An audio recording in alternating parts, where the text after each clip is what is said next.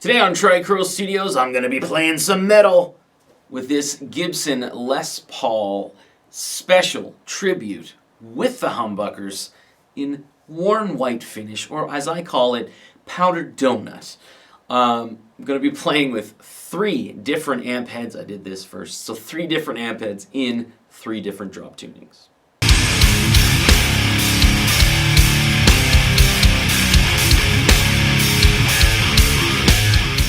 Alright, so very quickly, before we get into sound samples, I want to answer a few questions that I know will come up in the comments.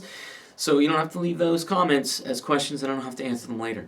So basically, I'm using 10 to 46 gauge strings here. No, I did not have any issues whatsoever getting it into drop A sharp. I always tune a certain way, so I'll tune it down lower than I need to. I'll tug on the strings, tune it up to pitch, tug on the strings, tune it up to pitch. I'll do that a couple of times until it always stays in tune while I'm tugging on the strings and everything. And then I never have any tuning stability issues. So next up, the last question here before we get to the sound samples is the knobs. These are not the knobs that came with this guitar. Ryan here spent $25. He bought some pointers and these knobs here. Very easy to do. I got them on Amazon. You can go anywhere and get them, except for Walmart. Screw you, Walmart. Here's the sound samples.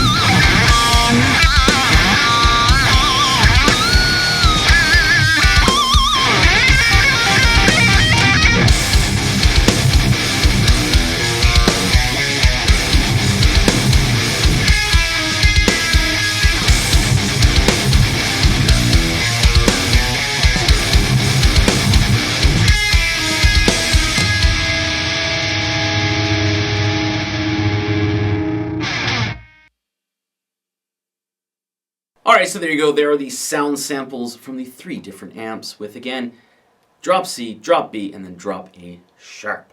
My apologies to the Walmart gods. That's Walmart knees for welcome to Walmart. Get it? Because I'm old and they have old greeters.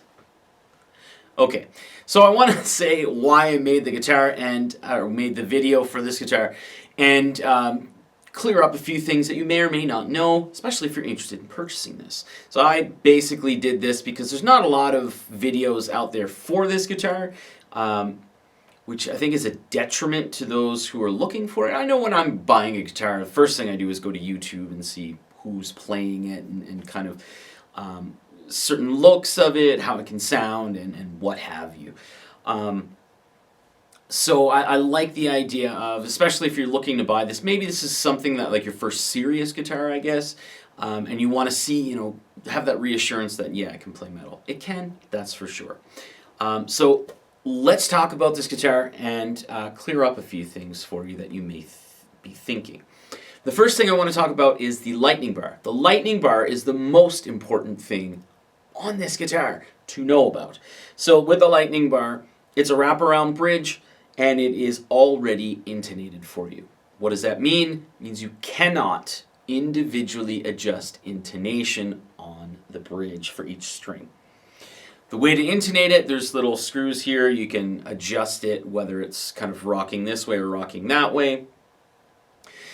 This is something that's been around for a very, very, very long time. They use it on a few of their other guitars, namely the Juniors and the Specials, and some of the like 54 Les Paul Gold Tops, which I would love to buy one of those, but they're very expensive.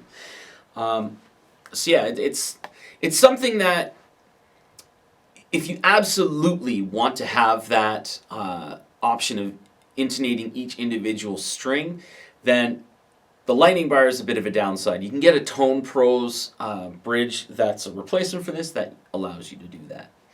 The next thing with the lightning bar, if you do a lot of crazy bending, sometimes when you do your bends, especially high up, you hear a little plink, and that's just because the string has moved a little bit. There's not really big grooves here on the lightning bar, so sometimes, and it's honestly only when you play acoustic, you can hear that plink. Sometimes you can feel it a little bit, but I do a lot of crazy bends and I rarely ever notice it on any of the guitars that I have that have lightning bars. And the most important thing about the lightning bar, you cannot adjust tension with it. The only ways to technically do that would be to raise the bridge, which would then raise your action, or you can use thicker strings. So the difference here from this to a Tune-o-matic with a stop bar is the stop bar, when you lower it to the body, it actually increases tension. So that's something that I do. I usually have the stop bar a lot closer to the body because I like having a little more tension for the lower strings, and then for lead play I find there's a little more benefit to it. So the strings will feel a little looser than if, you know, the stop bar was all the way down to the body. But one thing with that is there's a lot of people out there that top wrap. If you want to have a really good time, see if you can find some of the videos on YouTube of older gentlemen buying newer Gibson SGs specifically, and saying that they can't raise the stop bar higher than the Tune-o-matic. There's one guy in a diner who I swear got kicked out, and he was like getting so mad he was ripping up his hat and eating it. Great time. See if you can find that video. It's fantastic. Anyway, that's really the big thing here. It's a 490R, 490T, 490R, which those pickups are on a lot of guitars. It's a satin nitro finish and mahogany body with a maple neck. The other thing here that's very important to note, this is a stripped down Les Paul Special that's been fitted with humbuckers. So when you're talking stripped down guitars, yes, this is a $1,000 US or $1,200 Canadian guitar. I paid $1,150 for it. It was on sale. But when I bought this, I automatically knew, especially since it's white, and white will show up anything will show up in it. I figured there'd be some sort of a cosmetic issue. I didn't have any fears that there would be anything that affects playability, but I knew there would be some sort of something going on here. And what that is, when they actually put finish on their necks over their fretboards, especially when there's binding on there, they actually scrape the excess off. So what happened here with mine is when they scraped the excess off, I don't know if maybe a little bit of the color from the fretboard ran into the little tiny groove where from the fingerboard to the neck itself, and it looks like there's like the smallest scorch marks on the neck. Now, does not affect playability, and I was kind of looking for something like that when I got this guitar.